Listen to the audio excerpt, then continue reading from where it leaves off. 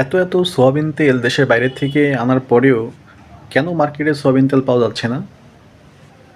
হুম? তাহলে কি মানে সিন্ডিকেট সজাগ?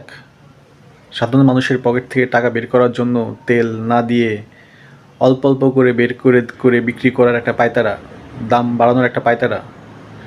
এই সয়াবিন তেল ছিল 110 টাকা, সেই সয়াবিন তেল হয়ে গেছে এখন 220 টাকা, 200 টাকা লিটার। মানে আর কত, মানে কত চুষে নেবেন, জনগণের পকেট আর কত খালি করবেন?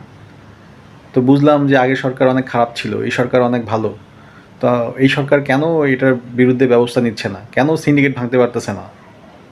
নাকি এই সিন্ডিকেটও হচ্ছে লভ্যাংশের ভাগ পাচ্ছে?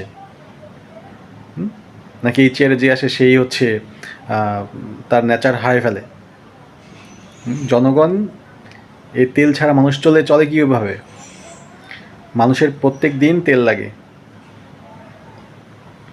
সকাল দুপুর যখনই রান্না করতে যায় তখনই তেল লাগে।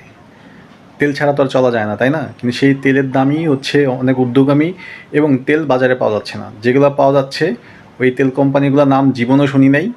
কি একটি প্রগতি, হাবিজাবি কোম্পানি। তেলের রং দেখলেই বোঝা যায় এটার মধ্যে যে পাম অয়েল মিশানো। কারণ কি? সরকার বলতেছে তেল, পর্যাপ্ত পরিমাণে তেল সরবরাহ করা হয়েছে, মার্কেটে পাওয়া যাবে, কিন্তু মার্কেটে তেল নাই। বড় বড় কোম্পানি বলতেছে মার্কেটে তেল নাই। দোকানে গেলেই বলতেছে যে না ভাই সরি, তেল নাই, সরিষার তেল খান। এখন সরিষার তেল কয়জন ইফোর্ট দিতে পারে? এভাবে কি চলতে থাকবে? আমাদের কি কিছুই করার নাই? সিন্ডিকেট ভাঙতে পারবো না? কেন ভাঙতে পারবো না বলেন? নাকি এখন তেল বাদে, মানে তেল ছাড়া রান্না রান্না করা শিখাবেন? যে গরুর মাংসের বদলে কাঁঠাল খান, বেগুনের বদলে মিষ্টি কুমড়া খান। এখন কি ডক্টর ইউনূস এগুলো শিখাবে মানুষকে যে সয়াবিন তেল খাওয়া দরকার নাই, যেহেতু এটা তেলের দাম বেড়ে গেছে, এটা খাওয়ার দরকার নেই, আপনার অন্য কিছু খান, এরকম কিছু? যদি এরকম কিছু না হয়, শক্ত হাতে সিন্ডিকেটগুলো ভেঙে দেন। কারণ মানুষ দিন যাচ্ছে, মানুষ ফেড আপ হয়ে যাচ্ছে।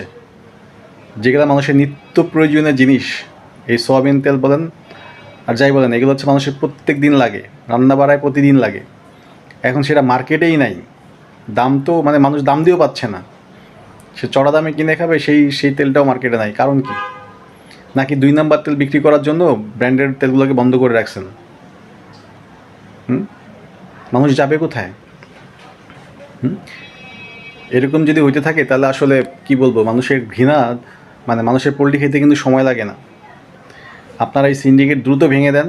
কারণ হচ্ছে সাধারণ মানুষ বাঁচতে চায়, সামনে রোজা, তেল লাগবে, প্রচুর তেল লাগবে। এই রোজার মধ্যে সব কিছুর দাম তো কমাবেনই, সাথে তেলের দামও কমাবেন। সেটা না করে তেল মার্কেট থেকে আউট করে দিয়েছেন, মার্কেটে তেলই নাই।